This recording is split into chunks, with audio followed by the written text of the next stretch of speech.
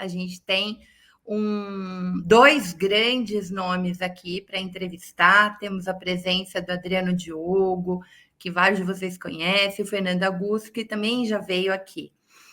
Então, bem-vindo, bem-vinda, bem-vinde a mais um Fórum Sindical, um programa da revista Fórum, em parceria com os sindicatos petroleiros Norte Fluminense. Hoje a gente vai falar novamente de tortura, da ditadura militar.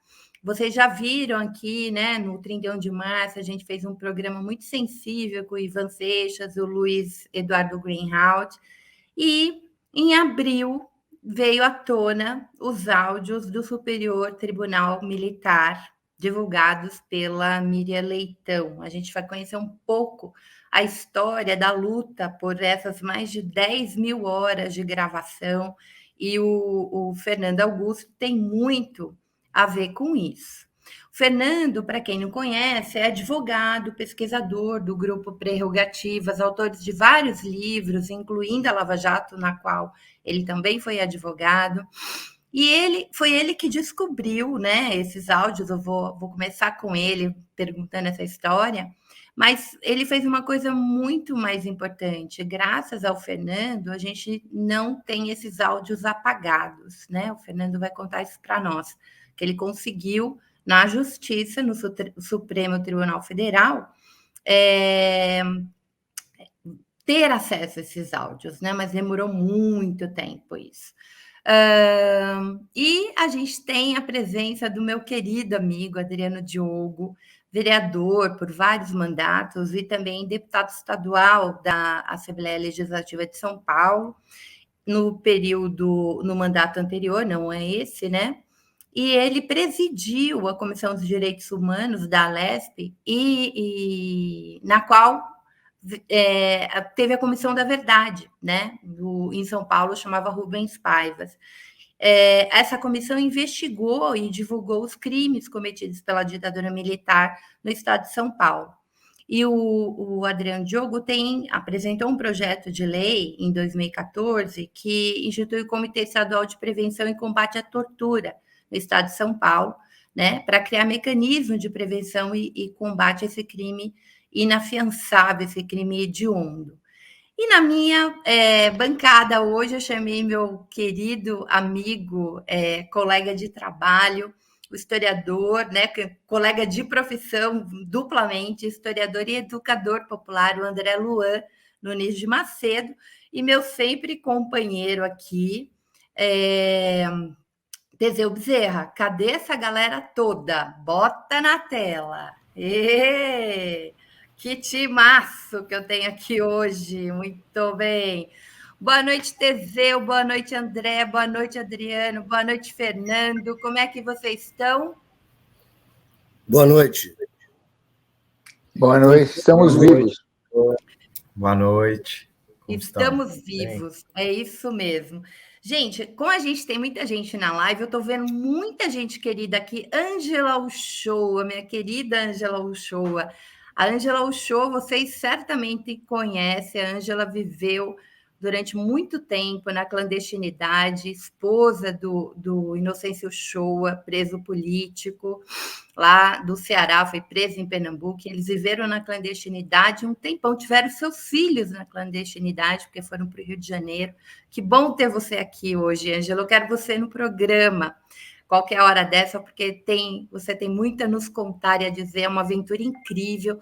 Não se conta muitas histórias das mulheres que estavam, que eram companheiras, né, que não foram presas, enfim, muitas foram presas, assassinadas, mas muitas companheiras ajudaram seus companheiros que eram presos políticos. A história da Ângela é sensacional, ela precisa ser conhecida.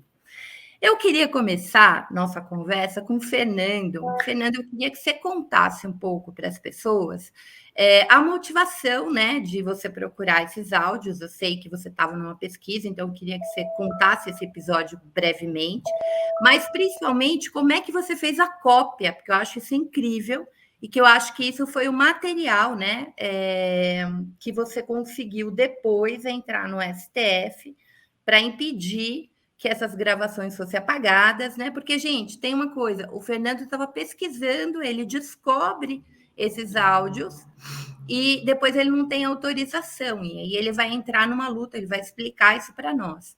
E por último, Fernando, eu queria que você falasse por que você no período, porque acho que 2015 você já estava com tudo isso em mãos, por que você não divulgou? Porque quem, na verdade, criou essa publicização em abril foi o Carlos Fico, né? Porque o Fico também é pesquisador, estava trabalhando com esses áudios, e quando ele viu aquela fala hedionda do Eduardo Bolsonaro, que não tinha provas, né, que houve tortura, que não tinha vídeo, não tinha áudio, ele mandou para a Miriam Leitão, e a Miriam provocou e uma total comoção, porque eu queria, inclusive, antes do Fernando responder, pedir para o Gui mostrar um trechinho do áudio que a gente separou, porque eu acho que daí vocês têm um pouco de ideia do que a gente está falando, né? Para quem ainda não ouviu. Gui, dá para pôr na tela?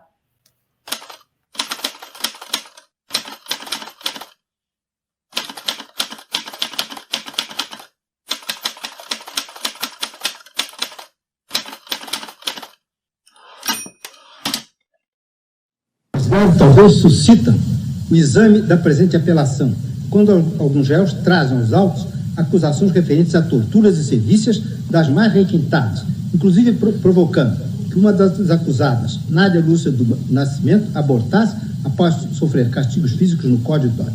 Em síntese, os relatos são estes. José Roberto Monteiro, folha 419, que tem uma única declaração a fazer com pesar, no sentido de deixar claro perante este Conselho que aqui negou muitas de suas afirmativas feitas durante a fase iniciária, porque naquela ocasião fora torturado, o mesmo ocorrendo com sua mulher, a qual inclusive sofreu um aborto no próprio Código de Dói, em virtude de choques elétricos em seu aparelho genital. Fato ocorrido no dia 8 de abril de 74. É meio chocante, né? Quando a gente ouve isso, né? E vocês imaginem que são 10.000 horas, né? De todas as sessões. Eu não sei, provavelmente tem antes, mas não se tem notícia desses áudios, mas isso é de 75 a 79. Fernanda, a palavra é contigo. Conta para nós a história. Bom, primeiro dizer a vocês que é um prazer estar aqui. Mais do que um prazer, é uma missão nós estarmos lutando não só pela democracia, mas contra o que é chamado de falsificação da história. Hoje a gente fala muito de fake news, mas a questão de falsificação da história é terrível. Nós temos duas fases da pergunta, né? Como que isso ocorreu e por que a divulgação agora pelo Fico? Primeiro, em 1997, eu brinco que eu tinha cabelo em 1997, você imagina, né? O André está rindo ali, né, André? Cabelo ainda. Eu estava fazendo uma pesquisa, o que me motivava na época era a atuação dos advogados em defesa de preso político. Meu pai foi preso político, né? Meu pai tomou 17 tiros durante o regime de 64, foi do movimento dos bancários, foi confinado, foi preso no Paraná, né, e confinado depois em Mato Grosso do Sul, Ponta Porã, mas também foi advogado preso político antes de ser encarcerado.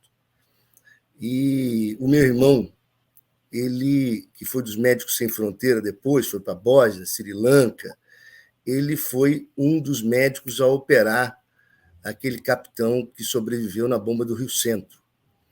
Então, ele também foi perseguido porque ele, apesar de salvar o capitão, que era um dever do médico, ele identificou o paciente e divulgou o nome do paciente, que era uma tentativa das Forças Armadas dele sair do hospital sem ser identificado.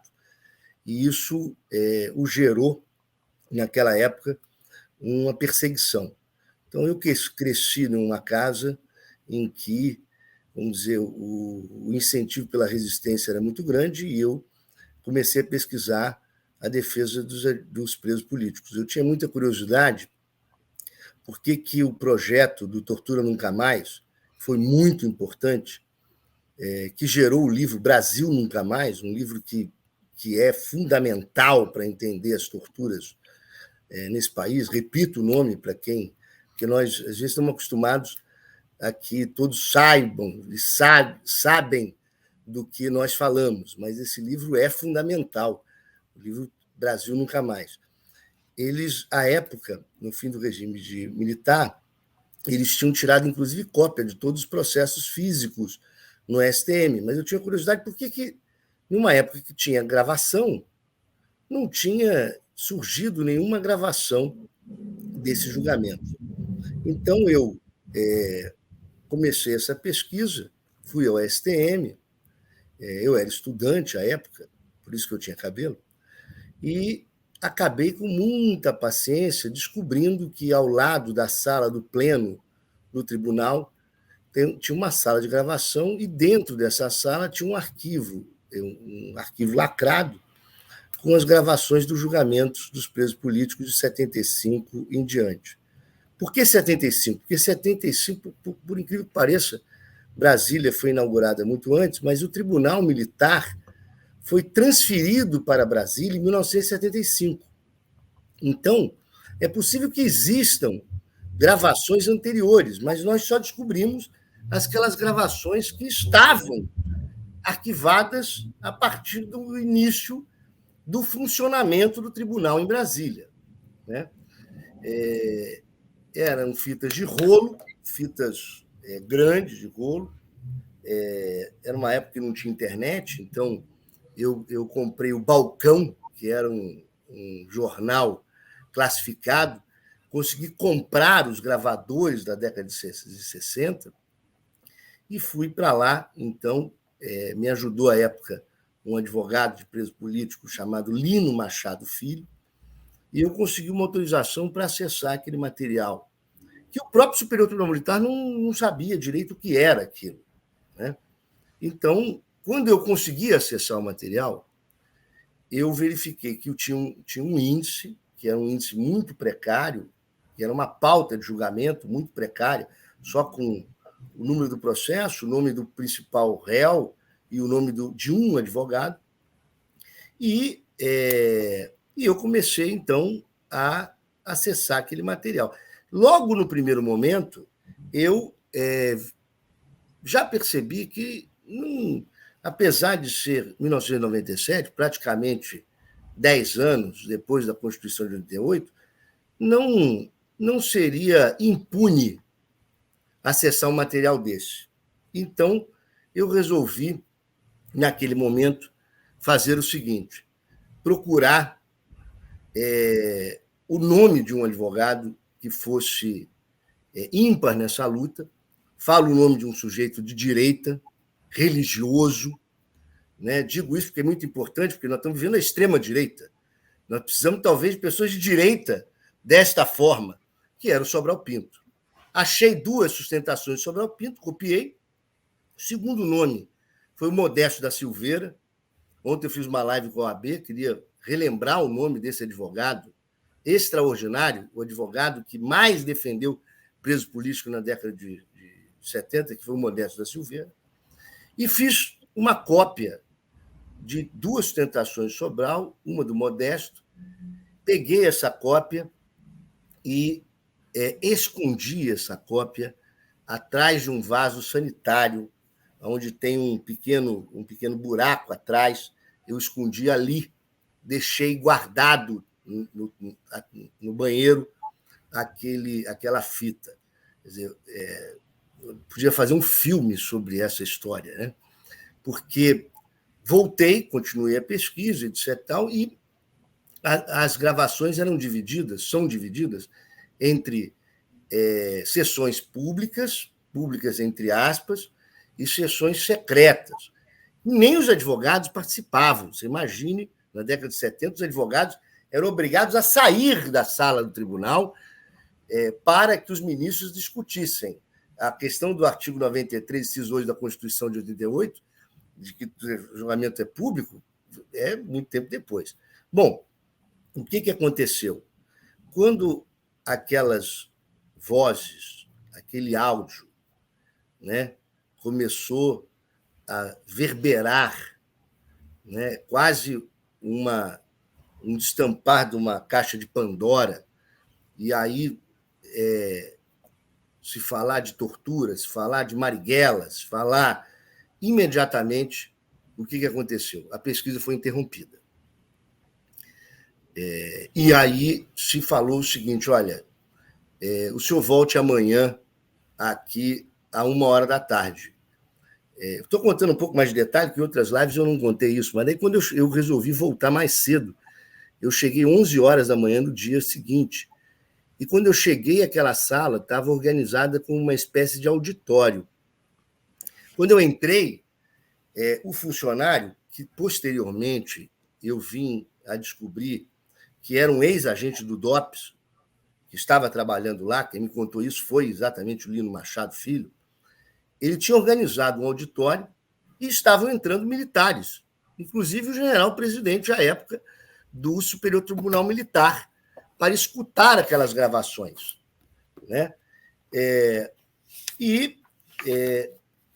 Eles se assustaram com a minha presença, porque aquilo deveria ser, vamos dizer, algo, uma sessão às escondidas. Se fosse hoje, o Bolsonaro já ia colocar em sigilo de 100 anos. Mas você colocou exatamente o que aconteceu. Eu queria dizer o nome do general do Exército, Antônio Joaquim Soares Moreira. Eles imediatamente disseram que não era permitido ali. O meu material de pesquisa disseram que ia ser apreendido, né, por ordem do general. E o que eu fiz foi o seguinte: eu saí da sala, enquanto eles estavam organizando o que iam apreender, mas eu tinha uma pasta, 2 pastas iguais, isso é uma história interessante, que depois eu conto, 2 pastas exatamente iguais, e eu, então, saí, fui ao banheiro, peguei a fita de segurança, a cópia dos índices que eu tinha conseguido copiar no Tribunal da Frente e embarquei de volta para o Rio de Janeiro com aquela cópia de segurança. Voltei para Brasília já sendo intimado que o material seria apagado. Fui com o meu pai à época, o meu grande companheiro, Fernando Tristão Fernandes, e entreguei as fitas que lá estavam, as minhas cópias que lá estavam, nas mãos dele. Ele botou dentro da pasta do advogado, lacrou, e eles disseram: bom, vamos apreender. E o Tristão disse: bom, então vocês vão ter que arrombar a pasta do advogado. Eles arrombaram a pasta, fizeram um auto de apreensão, e então, com aquilo, nós tínhamos o índice, um auto de apreensão e uma cópia de segurança, pelo menos de pequenos fragmentos, que provavam a existência e a extensão do arquivo. Demos entrada num mandado de segurança. Vou tentar ser rápido. O mandado de segurança, então, foi colocado em julgamento no Superior Tribunal Militar, foi negado num julgamento onde, inclusive, vários ministros militares sugeriram que eu fosse preso naquele momento, em razão da cópia. E do julgamento eu falei com o Evandro Lins e Silva, à época, ex-ministro do Supremo Tribunal Federal cassado. Ele sugeriu que nós entrássemos com uma cautelar no Supremo Tribunal Federal. E quem se manifestou à época também, é importante lembrar disso, foi o Barbosa Lima Sobrinho, que tinha 102 anos. Eu tenho uma carta do Barbosa Lima Sobrinho, emoldurada. E qual foi o fundamento do Superior Tribunal Militar? Que os arquivos eram secretos em nome da intimidade dos perseguidos políticos, por 100 anos. Muito bem. Nós fomos ao Supremo. No Supremo foi distribuído para o ministro Maurício Correia, ex-presidente da OAB Federal, que concedeu a liminar para impedir que o STM apagasse. Mas, no ano seguinte, o ex-presidente da Ordem dos Advogados votou contra a abertura dos arquivos. E aí, a surpresa, o ministro Nelson Jobim, que posteriormente de sair do Supremo foi ser o chefe das Forças Armadas, pediu vista dos autos. Ele passou praticamente 10 anos com um processo no seu gabinete. Na última sessão, antes de se aposentar, e eu queria dar um outro detalhe fundamental, em razão da qualidade dessa live, né, e dos nossos ouvintes. Era assessor do ministro Nelson Jobim ninguém menos do que o juiz federal Flávio Dino,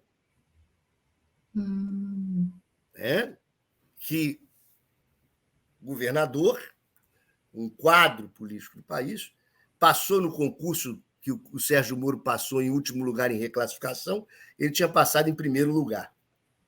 Muito bem, então ele ajudou a que este caso fosse colocado em julgamento na última sessão e o Jobim votou favoravelmente a abertura dos arquivos, e os arquivos, então, em 2006, o Supremo manda abrir os arquivos. Só que o STM descumpre a ordem. Simplesmente não cumpriu a ordem do STM. Nós tivemos que voltar ao Supremo Tribunal Federal com uma reclamação de descumprimento de ordem. Foi distribuído para a ministra Carmen Lúcia. E aí passou mais 10 anos.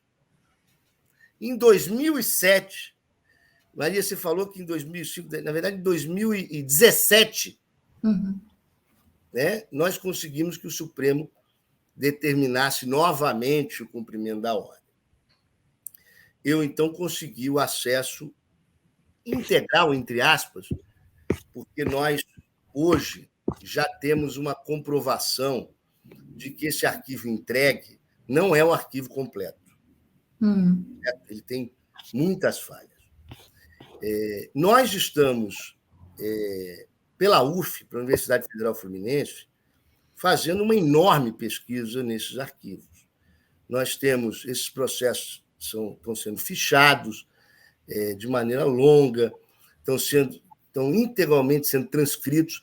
Nós já tínhamos acabado a transcrição de todos os casos de 1976, grande parte de 75, de 77, 79. Diante da ordem que nós obtivemos, que não foi uma ordem para que eu acessasse, foi uma ordem de abertura, outros pesquisadores também acessaram. Eu fico feliz que o FICO está pesquisando nesses arquivos, porque o objetivo é exatamente que esses arquivos sejam amplamente pesquisados. Nós tínhamos decidido, no final do ano passado, e estamos fazendo isso ainda esse semestre, que como o arquivo é muito amplo, não só de crimes políticos, mas de crimes militares também, corrupção dos militares, deserções, quer dizer, e nós ainda precisamos de 3, 4 anos para conseguir fichar de maneira completa esses arquivos. Nós tínhamos decidido no final do ano que nós vamos colocar a integralidade desse arquivo em um site chamado Voz Humana. Voz Humana é o mesmo nome deste livro. Esse livro está gratuito na internet, no site ffernandes.adv.br, que foi o primeiro livro. Depois veio este segundo livro, também gratuito na internet, Poder e Saber, Campo Jurídico e Ideologia, e gerou um filme chamado Sobral, O Homem que Não Tinha Preço. Bom, o que foi divulgado agora, muito bem divulgado, foram fragmentos também desses arquivos. Que bom que ele tenha tomado a proporção que tomou. Só que, em breve, e nós tínhamos decidido, porque isso é importante este ano, exatamente pelo ano emblemático que nós estamos, que é contra a falsificação da história, que esse material irá integralmente para esse site chamado Voz Humana, onde todos os pesquisadores do Brasil poderão acessar via um mapa do Brasil, verificando exatamente de onde vinham cada processo, os réus, os relatores, quais são os casos que as terturas são confirmadas, os casos em que a religiosidade é usada como justificativa de legitimidade do tribunal. Quer dizer, são muitos, são muitos indícios de uma permanência histórica que nós temos até hoje. Para completar uma introdução, não é à toa que o livro Geopolítica da Intervenção, que eu vim debater aqui em outra oportunidade, ele começa com a doutrina de segurança nacional. Uhum. Quando eu vou falar da Lava Jato e das torturas da Lava Jato, eu começo lá com a formação da doutrina de segurança nacional, com a doutrinação dos nossos militares, que passam a Polícia Federal com a questão do entorpecente e depois passam para a estratégia de nossos juízes. Então, essa, resumidamente, é a história da luta pela abertura desses arquivos. E a luta por impedir que esses arquivos desaparecessem. Fossem destruídos. Ô, Fernando, em 2014, né, porque teve a Carmen Lúcia autorizou em 2011, 2014 teve a primeira ministra no Supremo Tribunal Militar, mulher, né, a Elizabeth Rocha, e ela tinha prometido que ela ia digitalizar. Foi digitalizado? O que acontece é o seguinte, quando começou lá atrás, os arquivos eram integralmente em fita, foram digitalizados. Quando eu acessei em 2017, já foram digitalizados. Só que o que acontece? Eu transmiti ao FICO as lacunas que tem nos nossos arquivos, e ele também verificou que essas lacunas existem no arquivo dele. E em outros pesquisadores, nós também estamos verificando isso. Nós estamos montando um quebra-cabeça para entender, inclusive, esses áudios ocultados. Talvez eles sejam muito mais importantes dos que vieram à tona. Quer dizer, nós não estamos ainda com o cumprimento completo. Ele já é suficiente, né? Esse arquivo já é suficiente para comprovar que os militares sabiam da tortura, e isso é que é importante nisso, que os militares de alta patente, vamos dizer assim, que isso era tratado abertamente. Nós temos outras passagens impressionantes de generais dizendo: eu recebo aqui denúncia, inclusive carta da Anistia Internacional, mas imagina, se eu for cuidar disso tudo, isso não interessa, etc. Né? Então, há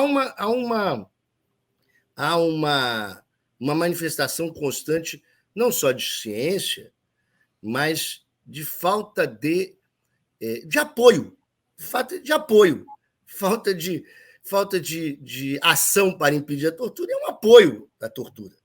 A tortura é institucionalizada, mas nós, além da pesquisa que nós estamos fazendo, nós estamos muito curiosos sobre o que falta, né? Sobre o que está escondido ainda, né?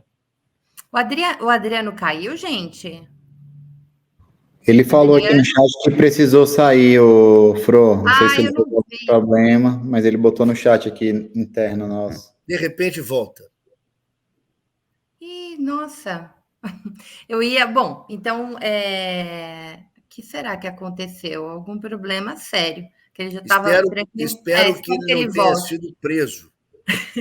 É porque o Adriano, eu assisti algumas das oitivas na Assembleia Legislativa durante a Comissão da Verdade. O Adriano tem muita coisa para colaborar nesse debate. Mas esperamos, então, eu vou passar para o André, mas antes disso, vou chamá-los aqui, né, meus queridos companheiros de live que estão no chat, comentando, etc. Pessoal, a Fórum precisa da ajuda de vocês para a gente continuar mantendo a qualidade dos nossos programas, do nosso jornalismo. Então, este ano tão importante, né, da disputa da comunicação, vocês precisam colaborar, né, para sustentar esses veículos independentes, especialmente aqui, nós que falamos da Fórum. Como é que você pode fazer isso? Você pode se tornar membro, né? R$7 você se torna um membro, é um valorzinho muito pequeno, né? Dá para fazer isso. Se você não tem R$7 por mês, você pode fazer um superchat, um super stick de qualquer valor, também nos ajuda muito. E se mesmo assim... e agora a gente tem uma outra opção para quem vai nos ver na gravação, tem aí embaixo o Valeu Demais. Você pode também, durante a gravação, assistindo a gravação, contribuir para fora. E, finalmente, você contribui para fora quando você compartilha, quando você curte, né, o link do nosso programa, porque o YouTube entende, pelos seus algoritmos, a relevância que um programa como esse tem.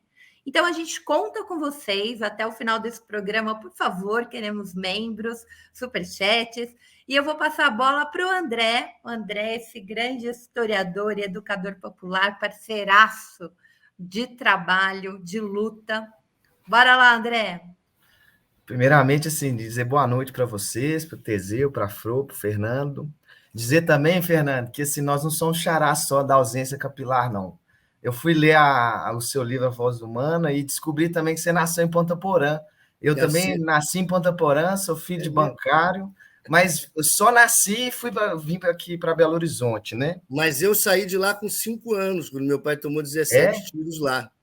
Ó, pra você ver, né? E eu saí de lá com 15 dias, né? Meu pai também não aguentou a bronca de trabalhar como bancário lá para que esse canto, Ele era bancário da onde? Ele era bancário do Unibanco, né? Ele foi no ano mais ou menos de 1988. Meu pai era do Banco do Brasil e foi para lá em 1964, né?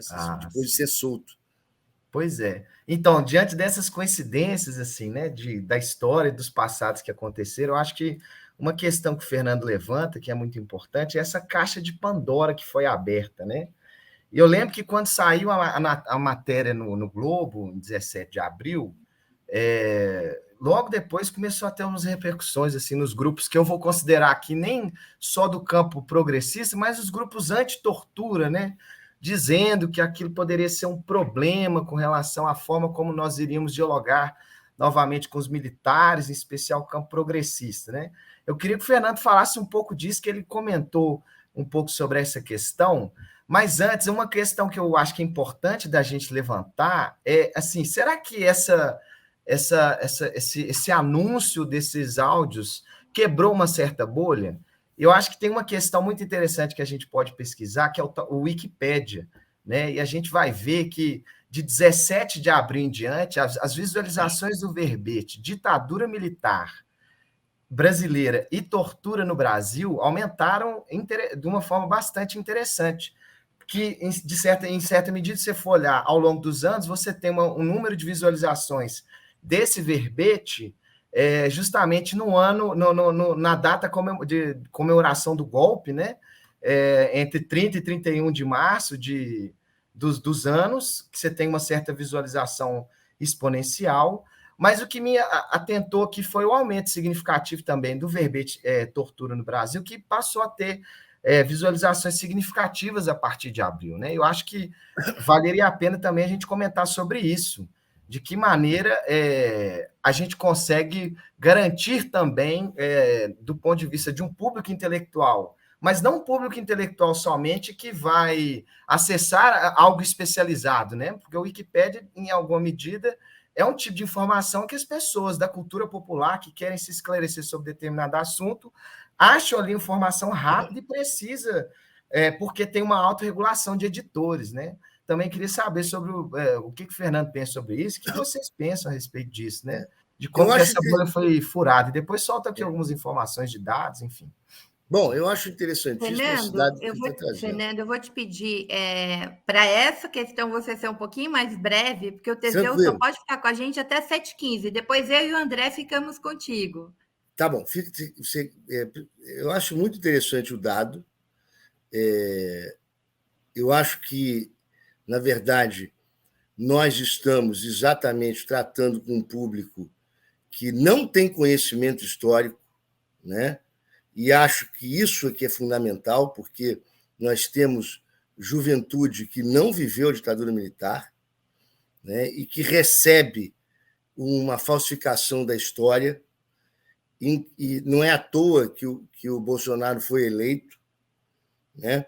E exatamente por isso que a importância de divulgar esse material. E nós não estamos aqui para afrontar os militares. Ao contrário, nós queremos que os militares brasileiros sigam o exemplo legalista do Marechal Lott, né? Que quem quiser procurar aí quem foi o Marechal Lott no Wikipédia, que garantiu a posse do Jango E é importante, para que a gente caminhe para isso, que os militares compreendam o erro e peçam desculpas pelas torturas ocorridas na década de 60. E depois nós vamos descrevê-las, para as pessoas entenderem o que é tortura. Entendeu? Estava até procurando aqui, Fro, boa noite mais uma vez a todos, né? Que a gente fez um programa de descomemoração, né, no dia 31 de março desse ano, que foi um programa, assim, muito rico, né, muito bom. E aí um dos companheiros que estavam falando sobre o assunto, né, ele tinha um pai petroleiro, lá da refinaria de Duque de Caxias, né? O Fernando e o André não me conhecem, enfim, eu sou o Teseu, sou coordenador geral aqui do Sindipetro do Norte Fluminense, aqui na Bacia de Campos, e assim, eu tenho ficado impressionado quantos petroleiros também participaram dessa resistência histórica, né? Eu não sabia, na verdade, cada momento que a gente vai conversando, a gente vai conhecendo novas figuras, né? Hoje eu estou aqui na Escola Florestan Fernandes, a gente está no seminário aqui da FUP, aqui em Guararema, em São Paulo, e encontrei o companheiro Genuíno aqui também, veio falar sobre defesa e soberania, e assim, uma infinidade, né, de histórias que se entrelaçam e que, ao final, esse modus operandi, né, da ditadura militar, ele era, apesar das dificuldades de comunicação à época, ele era muito parecido nos lugares, né? Claro que na região sudeste, onde estava ali ainda muito enraizada o comando do país, né? Apesar de Brasília já ter sido instituída, mas eu diria que o Rio de Janeiro, São Paulo, continuavam sendo ainda naquele momento a principal área de influência política e econômica do país, e Minas, claro, mas que, ao mesmo tempo, essas histórias elas ficam todas muito parecidas, né? E aí a tortura moderna, achei interessante, o Fernando falando sobre isso, né, que acabou sendo muito essa questão de delação premiada, né, onde eles ficaram e deixavam ali preso, tem um nomezinho técnico que se usa, né, preso preventivamente, para não vazar, e ficava ali 2 anos preso até a pessoa criar qualquer narrativa na cabeça para fazer uma delação, para culpar alguém mais importante e poder sair, né? Sem prova, sem nada. Então, foram, acho que, momentos difíceis e duros, e que trazem ainda hoje um novo modus operandi, né? Mas que, se duvidarem, a qualquer momento, se a gente baixar a guarda, eles voltam com um antigo modus operandi, né?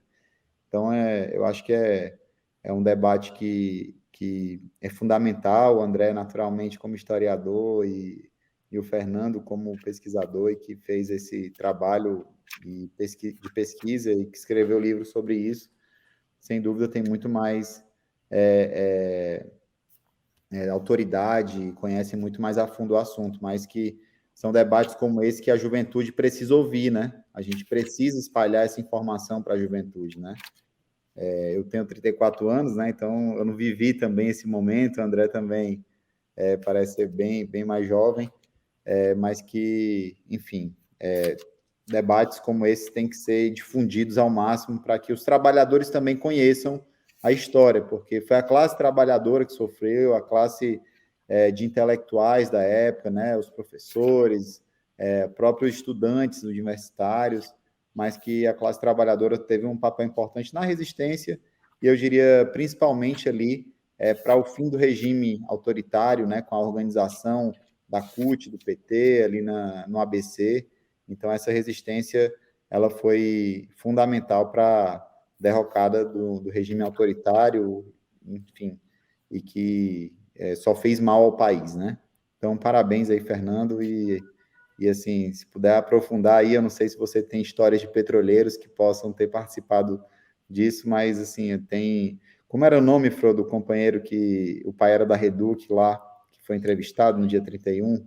O Ivan Seixas. Ivan Seixas. o pai dele, que também era Seixas, ele, inclusive, Joaquim Seixas, ele viu o pai ser morto e ser torturado por 4 dias até morrer, se eu não me engano, nos porões dos quartéis. Pode. E o Ivan foi preso adolescente, né? O nível de ilegalidade era absurdo. O Ivan foi preso, tinha 15, 16 anos. E Teseu, se você me permite, antes de você sair, eu queria fazer uma conexão aqui, que eu conto exatamente no livro Geopolítica da Intervenção. Olha como é que as coisas se conectam.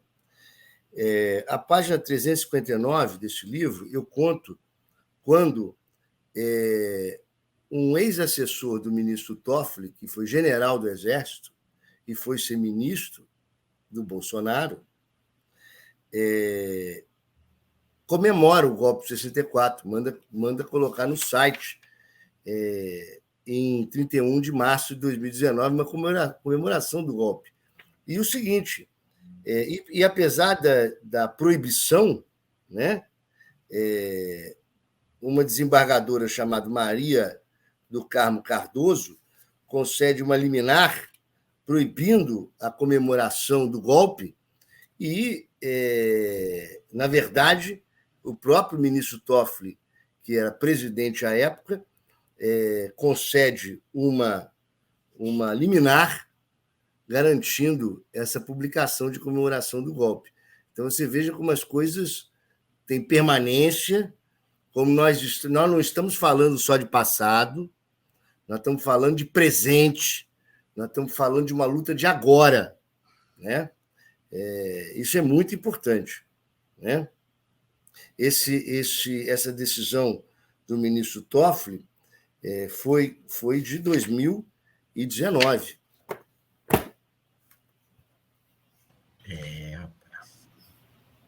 Teseu, você quer falar mais alguma coisa? Senão eu queria... Não, só agradecer mesmo vocês, pedir desculpa aqui, a gente está num curso aqui, num seminário da FUP, a nossa federação, então pedir desculpa de não poder ficar até o final do programa, mas eu fiz questão aqui de participar desse curto período e ouvi-lo, porque debate importante, fundamental para a gente. Parabéns aí, obrigado por estar no Fórum Sindical, e é isso, vamos seguir firme na luta. Bom debate. Obrigada. Olha, eu estou muito impressionada com a qualidade da rede da Florestan Fernandes, hein? Que beleza, porque nem eu também, que eu demorei a conectar, eu fiquei aqui um tempão, meu Deus do céu, vai dar na live, mas deu certo. Tá muito o nome desse, Florestan Fernandes, só podia, né? É verdade. Não é porque Diadema, ela fica num lugar que a conexão era muito ruim, a gente ficava quase que isolado, assim. Uma Guararema, vez teve isso. uma invasão na Florestan, a gente queria fazer denúncia, porque estava ao vivo, não conseguia... Eles melhoraram, que bom. Eu lembro. Fernando, eu queria mudar um pouco a nossa prosa para esse atual que você colocou. E eu queria falar como historiador, que você também é, e meu querido André, desse revisionismo histórico, né, que se sustenta até hoje na fala da extrema-direita, na fala do mundo corporativo militar, de que eles salvaram o Brasil, né, contra um inimigo imaginário, comunismo, etc., e da gente pensar que, durante o processo de anistia, o Brasil não teve justiça de transição. E isso, a meu ver, até hoje, a gente carrega, né, essa luta de não só de pedir desculpa aos presos políticos. Gente, está acontecendo coisa absurda. Quem preside hoje a comissão da anistia é um sujeito que adora Ustra, adora Brilhante Ustra, e nega a anistia para Ivan Valente, para Dilma Rousseff. Então, assim, depois dessas provas todas, porque, assim, claro que a gente tem milhões de documentos, é uma pena que o Adriano Diogo teve que sair, né? As oitivas da Comissão da Verdade, para mim, são coisas impressionantes, quando a gente ouve os relatos, né, dos familiares, de quem foi torturado e sobreviveu. Não deveria ter dúvida que nós vivemos um regime de exceção, né, durante a ditadura militar, que houve tortura, que houve assassinato, que houve barbárie, que corpos foram queimados, gente, em usina de cana-de-açúcar, para não ficar prova. Né? A gente tem isso de próprio torturador que participou do processo. E o áudio, né, como diz o André, furou a bolha, porque daí é um militar falando num julgamento. Então, a partir dessa prova concreta, real, não que a gente não tenha provas, a gente tem muita prova. Você acha possível a gente rever a lei da anistia? Rever no sentido de criar punição.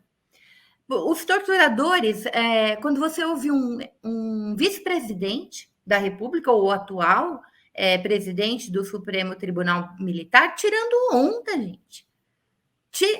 Sendo num profundo desrespeito às vítimas da ditadura. E, ao mesmo tempo, toda vez que a gente vai falar disso, de não ter tido justiça de transição, a gente ouve um argumento que isso tem que ser para os dois lados. Que dois lados? Se os presos políticos foram mortos, presos, assassinados, tiveram suas vidas interrompidas, seja na carreira estudantil, enfim, eles já foram julgados num regime de exceção. E os torturadores não, receberam anistia sem julgamento. Então, tem dois lados.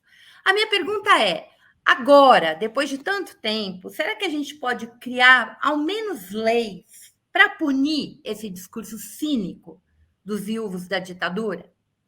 Porque, assim, no mínimo isso, sabe? Primeiro vamos descrever um pouco do que nós estamos falando, né? Nós estamos falando de torturas que davam choques elétricos em órgãos genitais, que mulheres abortaram, que colocavam ratos dentro das pessoas, que davam choques elétricos. Quer dizer, o Stuart Angel morreu sendo arrastado, intoxicado, né, por ser arrastado com a boca no cano de escape de um jipe, né? Então, nós estamos falando de atos nazistas. Nós estamos falando realmente do máximo da desumanidade. E aí, diante disso, eu queria citar aqui para o André Macedo, um sujeito extraordinário, que foi meu orientador de doutorado, chamado Gisálio Cerqueira Filho, da UF. Porque ele faz uma conexão muito interessante, dizendo que a emoção é a liga da ideologia. E, na verdade, o que nós estamos tratando, quando essas pessoas, quando o filho do Bolsonaro faz chacota sobre tortura, quando o Bolsonaro faz uma homenagem ao Coronel Ustra, quando o vice-presidente da República diz as pessoas já morreram, né? Quando o ministro general presidente do STM diz isso não estragou com a minha Páscoa, nós estamos tratando exatamente com a falta de empatia, com a insensibilidade. E isto, na verdade, é mais do que negar tortura. No fundo, é dizer eu não me importo com a tortura, eu não me importo com isso. E mais do que isso, é dizer eu apoio a tortura. Esse é o fato. Porque quando você, diante de relatos de barbaridades como essa, né, consegue fazer piada ou consegue não se importar com isso, você reativa a tortura, mas mais do que isso, você reativa o que é necessário para que a tortura ocorra, porque ela está ocorrendo hoje ainda. Ela está ocorrendo como ocorreu na Lava Jato, né? Ela está. Então, é o seguinte, o sujeito... Nas periferias, contra as populações cadeias, pobres, nos presídios. Então, é o seguinte, o fato é que nós, quando estamos trazendo isso, esses áudios, essas vozes, não é à toa que nós intitulamos Vozes Humanas, esses gritos. O Lênin Streck cita repetidamente uma passagem maravilhosa sobre um livro em que um juiz ia se aposentar e aí escuta gritos e vai ao lado de fora, onde tinha um anexo, abre a porta e vê a tortura. E aí ele diz: o que fazer agora que eu sei que sei? Esse é um dado fundamental. O que nós estamos mostrando é o seguinte: se você. Não é só falsificação da história. Nós estamos mostrando, olha o desespero, o sofrimento das pessoas. Olhem, escutem, percebam esses nazistas.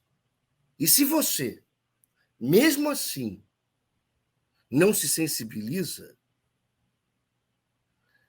tem algo de desumano em você. O Gisele Sequeira Filho, numa outra live, falou: nós estamos lutando com o desumano que existe dentro do humano. Nós estamos numa luta para que o humano vença o desumano. E é isso que nós estamos fazendo. E aí, Fro, eu queria te dizer o seguinte: você tem toda a razão sobre a questão da transição do judiciário. Não é possível nós pensarmos no país do futuro sem nós mudarmos o judiciário e o Ministério Público. O Gilmar Mendes, no julgamento do Lula, falou várias vezes o seguinte: olha, criaram estamentos dentro do Judiciário e do Ministério Público. Na verdade, é mais do que isso. Nós ainda temos a sobrevivência de parte da polícia, e aí eu coloco aqui as palavras de desculpa que o Lula fez a determinados policiais, que nós temos, como qualquer profissão, grandes policiais também, certo? Que é um trabalhador, mas nós ainda temos dentro das polícias uma estrutura de polícia política. O que é o filme? Esqueci aqui da tortura que ocorreu no Rio de Janeiro, ficou famosíssimo. O Tropa de Elite? Tropa de Elite. Aquilo é a polícia política. O que são as milícias? Né? Que é uma forma moderna do Esquadrão da Morte, do Filinto Miller. Procurem, quem não sabe, no Wikipédia, Filinto Miller. Entendeu? Então é o seguinte: nós estamos, nesse momento, exatamente em uma luta, trazendo esses gritos, esse desespero dessas pessoas, para sensibilizar que nós precisamos mudar o rumo da história do nosso país, precisamos ter no nosso coração e estender as mãos ao outro ser humano.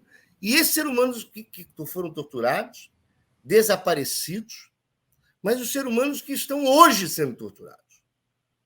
E esse compromisso nós temos que ter dos policiais, dos militares.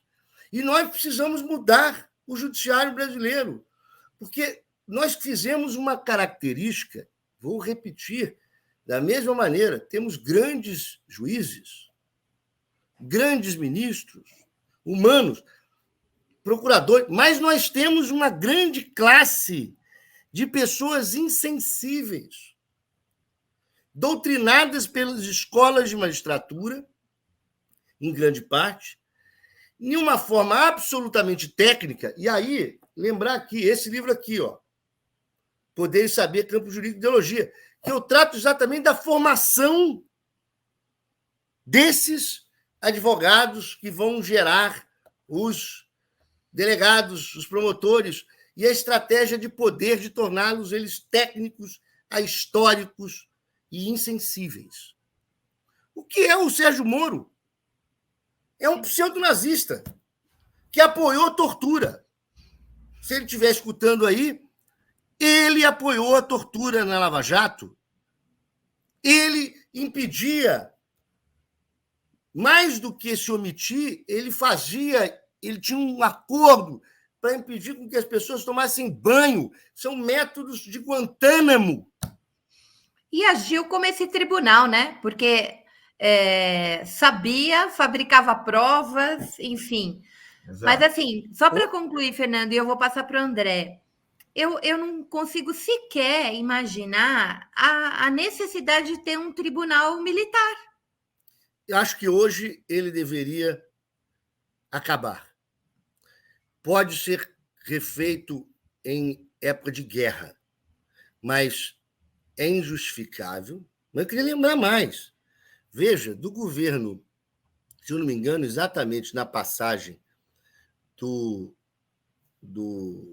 depois da queda da Dilma, é que foi aprovado no Congresso Nacional uma modificação para voltar a ser julgado pela Justiça Militar o crime de militar contra civil. Se um militar mata um civil, hoje ele é julgado pela Justiça Militar, e não era assim. Sim. Então, quer dizer, são muitos detalhes que nós precisamos. E quando se fala bandido bom, bandido morto, ou o seguinte, ou quando você tem a política da arminha. Sim. Nós estamos todos sobre uma questão. E esse é o fundamental, André, Fro, nessa discussão. É tocar o coração das pessoas. Nós não estamos só numa discussão histórica. Nós precisamos sensibilizar as pessoas que o povo está sendo torturado, está passando fome, está sendo eliminado, está sendo assassinado, está sendo torturado. Então, trazer isto é falar do passado. Sim. Mas para despertar essa sensibilidade e olhar o hoje, o agora, e olhar para onde nós queremos ir. Nós queremos isso? É este o caminho que nós queremos? Um governo que prega o ódio, a arma, né? Que prega não a proteção do policial, que é o trabalhador, mas prega que o policial mate, vire um assassino, doutrina a isso. Quer dizer, nós precisamos mudar. Olha, Fro, André, eu passei 10 dias na Islândia. É um choque cultural. Os policiais não andam armados. Tem 100 celas no país que não estão ocupadas. Entendeu? Nós estamos... Se o discurso que se faz da impunidade para acirrar penas cada vez mais graves e acirrar um punitivismo e acirrar uma busca de prisão cada vez mais, que tornou o nosso país o terceiro país que mais prende no mundo, nós precisamos entender o seguinte: nós precisamos tratar de 66 mil estupros por ano. Feminicídio. 200 mil homicídios. Essas coisas estão conectadas através da insensibilidade, do desrespeito à vida. Sim. Isso eu ia falar. Eu acho que tem um ponto interessante. Desculpa. Mas... Não, pode falar. Eu acho pode entrar, André, pode entrar. Sim, a resiliência à dor no povo brasileiro, e muitas vezes essa glamorização da dor, talvez tenha uma origem desse passado traumático da ditadura militar, que não vai ser superado, que não vai haver um momento, um ato final, onde a gente vai conseguir colocar todos na caixinha de volta, mas que, na medida em que se tem vários atos de justiçamento, nós vamos conseguir constranger essa resiliência à dor. E aí é o comentário que eu faço. Será que a gente ia conseguir ter a resiliência que nós tivemos com o genocídio de 600 mil pessoas morrendo, mesmo todos nós sabendo da cura, da vacina, mesmo todos nós sabendo de que era possível usar máscaras e prevenir, né? E tendo um terrorismo de Estado, cotidianamente dizendo, gente, fracionando as famílias brasileiras, dizendo que não é possível que isso é uma falácia da Organização Mundial de Saúde, de que a vacina não vai trazer a cura, de que a vacina não previne nada. Será que não há uma genealogia histórica que possa ser explicada a partir de 1964? Eu acho que até antes, com o escravagismo, com a insensibilidade, exato, sem sombra de dúvida. Com a forma de tortura ao corpo do negro. E mais que isso, gente, será que 661 mil mortos vão ficar impunes? Será que nós vamos ter que fazer uma comissão? Então, o que acontece? Eu não estou muito preocupado com a lei de anistia de 1979. Dos crimes cometidos na década de 70. Eu acho que aí, André, você falou como nós vamos dialogar com os militares.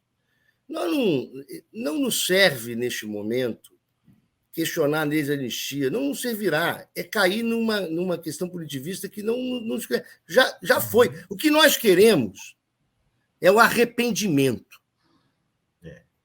Nós queremos a condenação histórica. Nós queremos o compromisso de que isso não se repetirá. Nós queremos o compromisso pela democracia e pelos direitos humanos. Isso é muito mais importante. Claro. E aí é que nós temos que ganhar.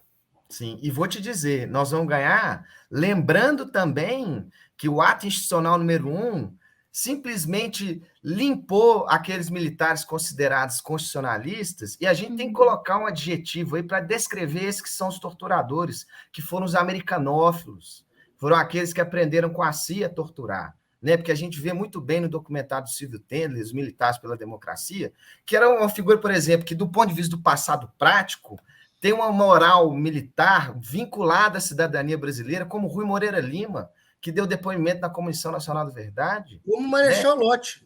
Marechal Lott. E o Marechal Lott... Lembrando que a primeira vítima da ditadura militar morreu em quartel e era militar. E o seguinte... Era constitucionalista. E o Marechal Lott, para quem não sabe, e eu queria até indicar aí, lá no site ffernandes.adv.br, os livros que estão gratuitos, mas o Marechal Lott não só foi um marechal que garantiu a posse do Jango, mas ele teve um neto capado na tortura durante o regime de 64. E ele matou um torturador. Marechal Lott matou o torturador do seu neto.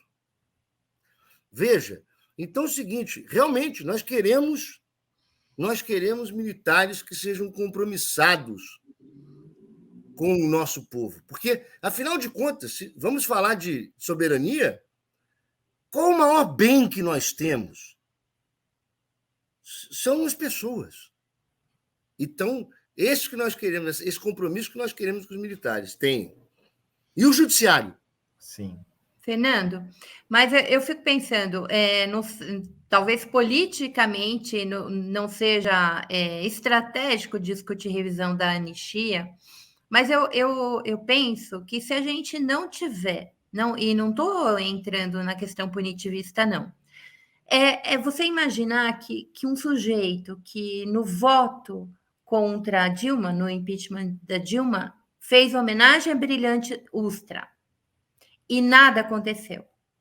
Ou você imaginar um sujeito como o deputado da tornozeleira, né, que faz coisas assim profundamente violentas, né, rasgar a placa da Marielle e os discursos absurdos. Eu não estou falando só contra a instituição. Mas aí o seguinte, o que nós precisamos nesse ponto é que o Congresso Nacional cumpra a sua missão. Sim. De caçar esse deputado. Se o Bolsonaro tivesse sido caçado em razão daquilo, não teria sido presidente. Sim. Né? Então é o seguinte, o Congresso Nacional, nós estamos de olho no decreto de graça do Bolsonaro, que é inconstitucional, mas nós temos que voltar os olhos ao Congresso Nacional, que precisa cumprir a sua missão de compromisso com a democracia. E não pode permitir que esse tipo de ato ocorra. O Congresso Nacional deveria cumprir essa missão. Se tivesse cumprido essa missão, nós não estaríamos numa crise institucional nesse momento. O julgamento do Supremo não teria nem ocorrido Então, esse compromisso nós precisamos. O Congresso Nacional está se omitindo em relação e colocando em risco a imunidade parlamentar dos seus próprios deputados. Porque ela se garante no momento... Que existe por causa da ditadura militar, né? Para se proteger da ditadura militar. Eu queria agradecer a Bel Correia pelo superchat. Obrigado, Fernando. O Brasil precisa da verdade. Tem vários comentários em relação a isso. E aí eu queria jogar na roda mais uma questão, gente, que é a Alemanha nazista, pós-nazismo, gasta horrores, ou melhor, investe uma quantidade muito significativa no combate às ideias que gerou o nazismo. Você estava falando do Vozes Humanas, para a gente fazer um site, mas eu acho que a quantidade de materiais que nós já temos, de pesquisas acadêmicas, de documentação sobre o que foi o período da ditadura militar, isso precisa virar mais do que a pesquisa da Wikipedia, né? Isso precisa virar mais do que os livros didáticos que a gente tanto trabalha e tenta. Isso precisa virar peça publicitária, isso precisa virar...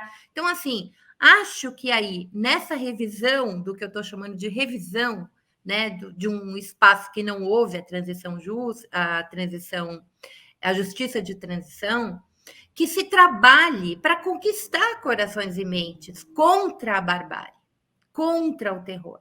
Porque não adianta, né? Agora as pessoas vão procurar o que é tortura, vão procurar o que foi ditadura, mas isso precisa continuar.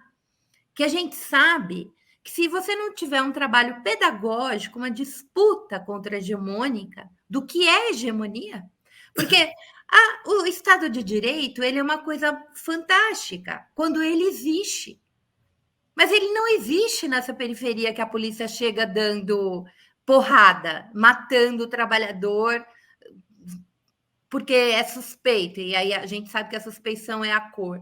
Então, assim, eu acho Vozes Humanas muito interessante, mas, assim, por que não usar os recursos que se usou para comprar prótese peniana, Viagra, gel lubrificante na conta dos militares, para que tenha... Inclusive, porque eles fazem o oposto disso. Eles até hoje investem dinheiro, comemoram e celebram o golpe. Eles estão o tempo inteiro investindo numa falsa memória do que foi a ditadura militar. Então, assim, como é que a gente cria mecanismos reais e concretos para que a gente faça essa disputa? O militar que comemora o golpe de 64 devia ser reformado imediatamente. Ponto. E o seguinte, o Estado brasileiro tem que ter um compromisso permanente de luta contra a tortura, contra a ditadura. Só que o que nós estamos vivendo no momento, na verdade, nós estamos vivendo um momento muito crucial. Nenhuma discussão dessa é possível com a manutenção de um governo que comemora a ditadura. Sim. Quer dizer, nós temos uma questão preliminar aqui, né? O nosso debate hoje, para começar, para voltar a esse debate em relação ao humanismo, está o seguinte: nós precisamos derrotar uma política que incentiva... Nunca, no regime democrático, nós tivemos tantos militares no poder. Nunca. São quase 10 mil. Aliás, nem na ditadura, né, Fernando? Nem na ditadura militar. E o seguinte, os militares precisam compreender que isso corrompe as Forças Armadas. Elas não são para isso. Os militares têm que se orgulhar da missão principal das Forças Armadas brasileiras, que é defender o território e o povo brasileiro e a democracia. No momento que se deturpa isso e acha que o militar tem que participar de governo, porque as Forças Armadas não pode ser órgão de governo. Sim. Então, quer dizer, nós estamos, André, que é de Ponta Porã, nós estamos de ponta cabeça, né? Que em outros lugares do país, fala de cabeça para baixo. Nós estamos de ponta cabeça. Então, nós precisamos, nesse momento, toda essa discussão que nós estamos tendo, ela é fundamental para mostrar às pessoas que a violência ela precisa ser extirpada e que o menino que estava de joelho e foi morto pelo celular, ele é vítima da mesma violência que os torturados. Não há desconexão a isso, porque ele é vítima da insensibilidade.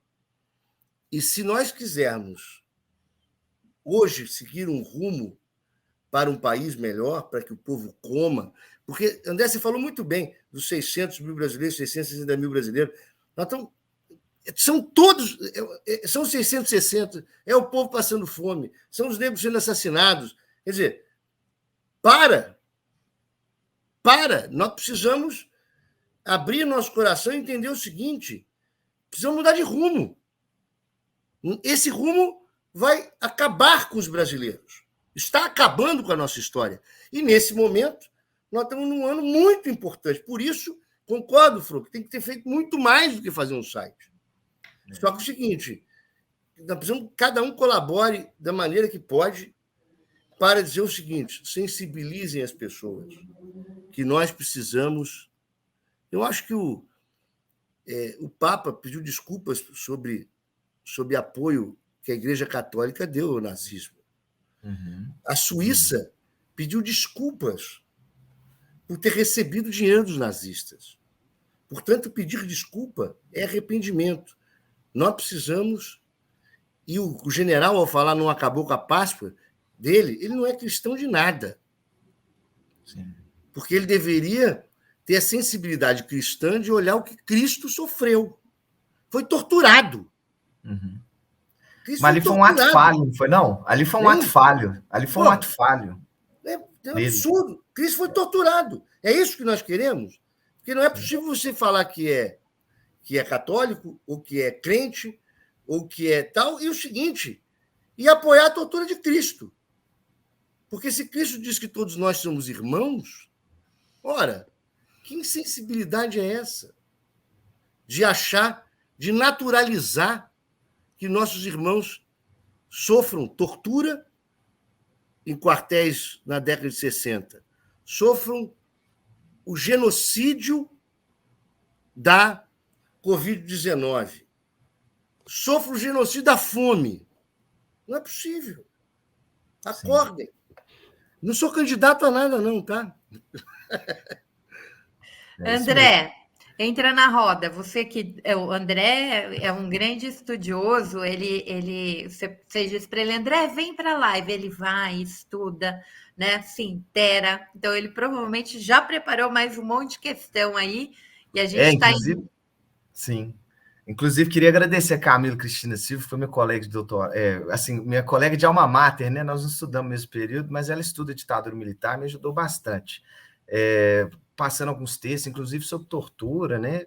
Porque, assim, eu trabalho com ensino de história e todos esses temas são muito importantes para a área de ensino, principalmente o passado de 64. É impressionante como que a comunidade dos historiadores tem se organizado e pensado sobre esse tema de uma forma tão latente, né? Você vê o volume de pesquisas que se tem nessa área, mostra que há um sintoma desse passado traumático que precisa de uma elaboração a respeito, né?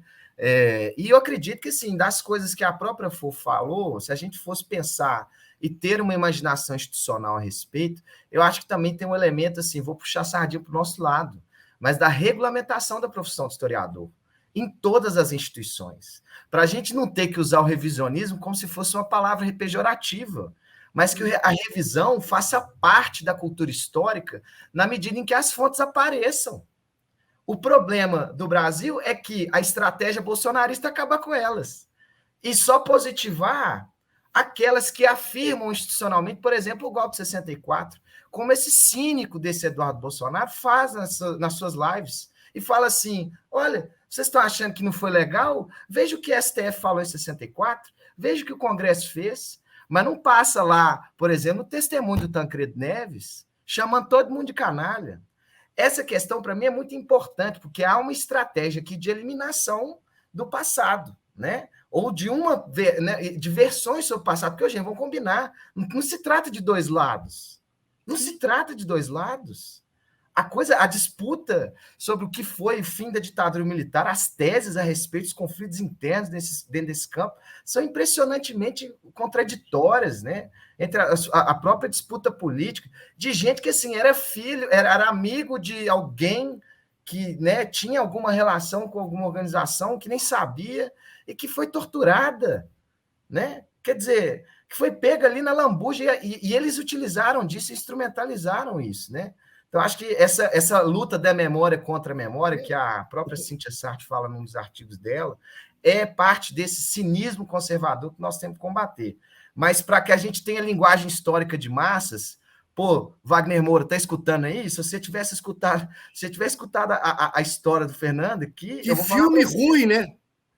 Você achou? Eu gostei desse filme do Marighella, mas assim, gostei pela estética e por algumas ações. Que filme... Ali, o seguinte... Né? Coloquem no YouTube um documentário sobre Marighella, vão ver o seguinte, pô, o filme não conta quando ele era deputado, a luta dele, fez um filme que mostra o Marighella como um bandido, esse é que é o fato, entendeu?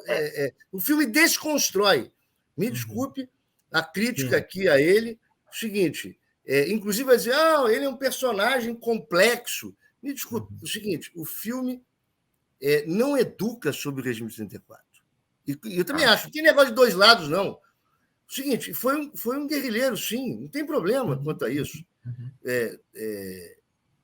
A guerrilha sequestrou o embaixador americano, sequestrou o embaixador... Ninguém... Você veja o seguinte, ninguém da esquerda quer desfazer essa história do lado da resistência. Você não vê dizendo, não, olha, não houve o sequestro. Não, houve o sequestro. Houve o sequestro. Então, o lado da guerrilha da resistência não é admitido. Né? Eles têm que admitir o lado do seguinte, do que o Estado fez. Porque o Estado é pressuposto de agir na forma da legalidade. E você não vê em nenhum dos casos da guerrilha tortura. Não vê. Perdão, Fro, te interrompi, porque eu acho que sobre essa questão do Marighella é muito interessante isso, né? Porque realmente não é algo a se educar, mas passar a imagem que o Marighella é um brasileiro desconstrói a ideia do anticomunismo primário que que subliminarmente a ditadura militar tentou construir. Mas eu acho que a sua história, sinceramente, companheiro, a sua história é muito interessante, ela é cinematográfica. Você, com esses documentos, todo esse movimento que você traz para nós, assim, de como que teve que esconder... Gente, pelo amor de Deus, né? Olha o absurdo disso, né? Olha onde nós chegamos, em que ponto nós chegamos. O companheiro ter que guardar um documento dentro do banheiro para conseguir preservar a memória de pessoa que está passando aperto. Né? E no regime democrático. Né? Nos anos do Fernando Henrique. Nos anos do Fernando Henrique. Muito bem.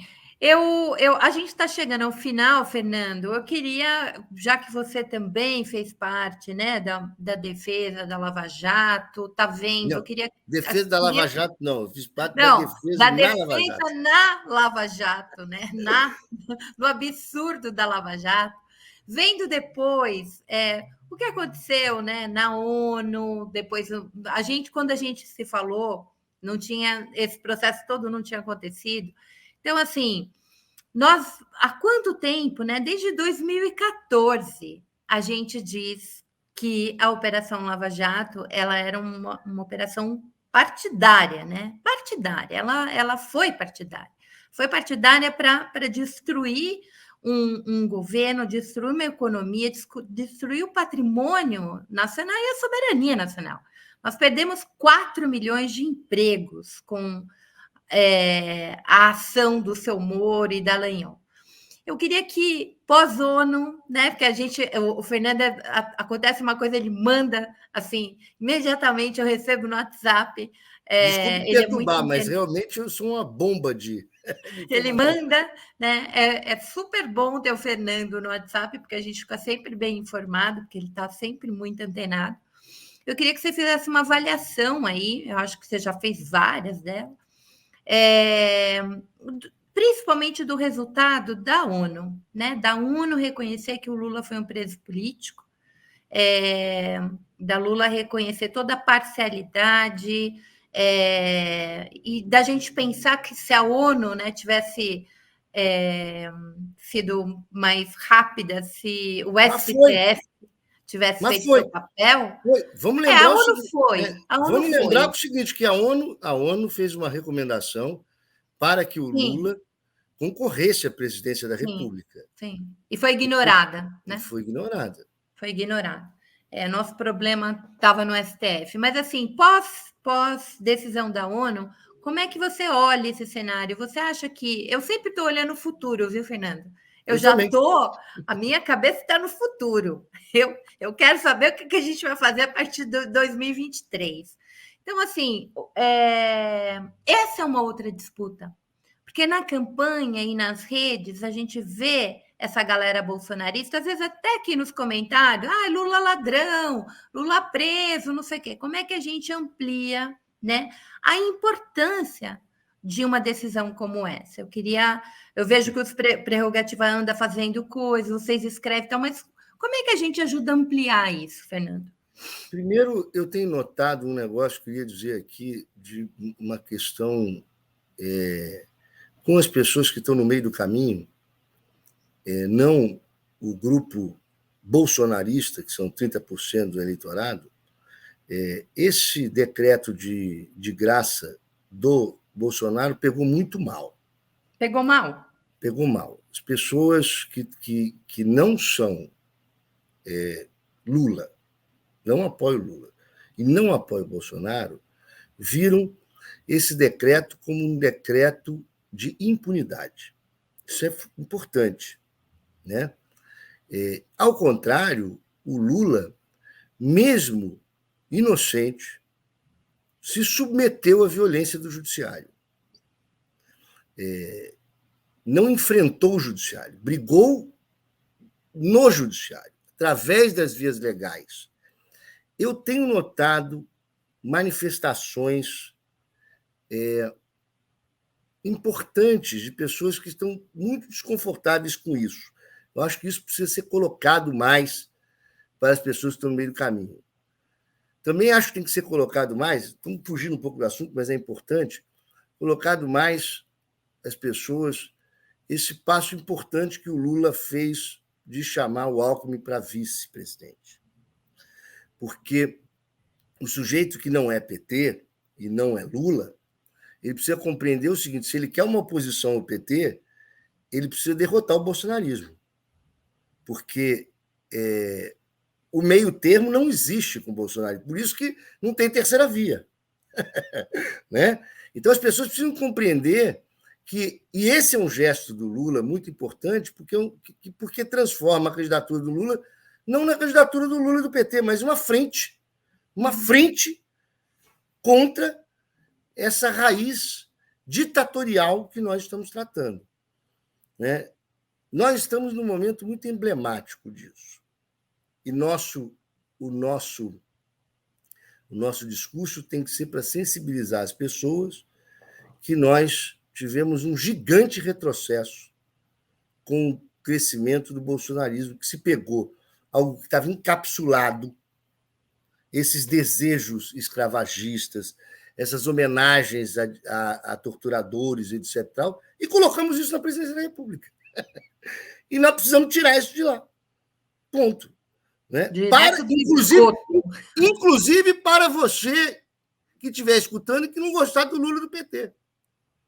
Se você quiser, quem não gosta do Lula e do PT e quiser derrotar o PT, ele só tem uma saída: tem que derrotar agora o bolsonarismo.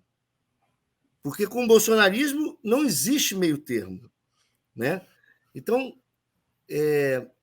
bom, como a gente está acabando, eu quero agradecer, Flor, o convite, agradecer esse meu conterrâneo, André Macedo, que espero que ainda nutra o costume de tomar tereré e comer chipaguaçu, né? Então, é uma coincidência, mas não é só coincidência. Agradeço nós estarmos juntos aqui. Agradeço a atenção de todos aí que estão nos ouvindo e faço as palavras da Fru minha. É preciso contribuir financeiramente com a revista Fórum e com todo o jornalismo alternativo que se não fosse esse jornalismo alternativo, nós estaríamos no monólogo, não existiria vaza-jato, nós estaríamos... E a imprensa oficial não estaria tentando recuar em várias coisas que nós estamos vendo. Portanto, contribuam. E o seguinte, eu queria até propor aqui o seguinte, se vocês quiserem não sortear, mas para nos próximos programas, quem fizer superchat, etc., eu mando 10 livros da Lava Jato, da geopolítica da intervenção, para que vocês possam dar a quem contribuir para a revista Fórum. Oba! Então, já vou colocar isso na grade aí da galera da Fórum. Nós temos vários programas. Amanhã, às 6h30, começa Plínio Teodoro e o nosso querido Mauro Lopes, né, no Jornal da Manhã, no Café da Fórum. 11h30 vem Renato Rovai, Drid Lorenzo, às 5h, Miguel do Rosário. E aí, no horário das 6h30, a gente tem Fórum Global, tem Fórum Sindical, depois tem o programa da Sinar, enfim. Vou deixar aqui, já vou cobrar do Fernando, são 10 exemplares e quem fizer superchat, a gente manda o livro. O Fernando manda direto, a gente pega o endereço, manda direto sem intermediário. Muito bom, obrigada, Fernando. André, querido, suas palavras finais. Gostaria de agradecer aos camaradas, ao Fórum, aos petroleiros que fazem esse importante trabalho aí de ser uma retaguarda nas redes sociais, e retaguarda essa que nos permite falar. Eu acho que foi um momento de muito aprendizado. Queria dizer para o Fernando também que eu sou dessas culturas do Mato Grosso do Sul. Eu tenho uma outra coincidência, minha companheira é também do Mato Grosso do Sul, fui aprender a comer chibo com ela, sabe? Mas de resto sou filho de cearense com mineiro, então a gastronomia fica aqui entre o norte e o sudeste mesmo, sabe? Mas sim, o que eu podia falar, né? Agradecer a Fru pelo convite, agradecer vocês aí por terem dado essa possibilidade de falar sobre esse passado tão traumático, que eu acho que a gente vai conseguir chegar a boas conclusões a partir do que o Fernando heroicamente conseguiu com esses áudios do Superior Tribunal Militar. O Sérgio Cerel já ganhou um livro, hein? Já ganhou. Sérgio, eu vou mandar seu endereço para o Fernando vai te mandar a geopolítica. O Sérgio diz o seguinte: precisamos deixar claro o que a Fro falou, não existe conversa dos dois lados. Tivemos sim um levante de servidores armados, militares, que destituiu um governo eleito e teve reação civil, reação inclusive massacrada e torturada pelos militares. É isso aí, parar com essa conversa de dois lados, porque não tem, usou-se as forças do Estado, né? Para reprimir, matar, torturar, censurar, e isso é um regime de exceção, um regime violentíssimo que a gente não pode mais repetir nesse país. Veranice, eu estava sentindo saudade de você. A Veranice é nossa... a família Fórum, sem a Veranice, não existe. Ela assiste todos os programas da grade da Fórum. É incrível. Então, André, meu querido, eu vou te chamar, já anota aí na sua agenda que comecinho de junho a gente vai discutir um livro para Veranice aí. Um para Veranice, olha, o Veranice, você já, olha, por você ser esta pessoa incrível que assiste todos os programas, você me manda o endereço, bota meu e-mail aqui, Guilherme, no chat, para a Veranice mandar o endereço dela ou mandar para o Fernando. Então, o Sérgio e a Veranice já vão levar o livro do Fernando. Parei e esqueci do que eu estava falando, Você gente. estava se despedindo. Eu estava num... já sei. Convidando o André para junho, início de junho, a gente vai discutir a periferia do capitalismo e vamos ter aqui o professor Luiz Miguel, lá de Brasília, que acabou de lançar seu novo livro, e o Eduardo Costa Pinto, o professor Eduardo Costa Pinto, que tem feito um trabalho muito interessante, né, de explicar o golpe pela economia, né, quem lucrou com isso e quem perdeu com a ascensão da classe trabalhadora, do aumento do salário mínimo, etc. Então, acho que é um bom papo. André, você já está convidado, te marco na agenda para a gente fazer esse papo. Fernando, querido, eu quero você aqui mais vezes, a gente tem muito a discutir, eu acho que você traz muitas contribuições com o seu trabalho, e eu peço desculpas a vocês, aconteceu um problema com o Adriano Diogo, por isso que ele teve que sair, né? A gente chama o Adriano Diogo para uma outra conversa aqui, porque conversa que não falta nesse fórum sindical. Boa noite, queridos. Muito obrigada a todos que nos viram até esse momento.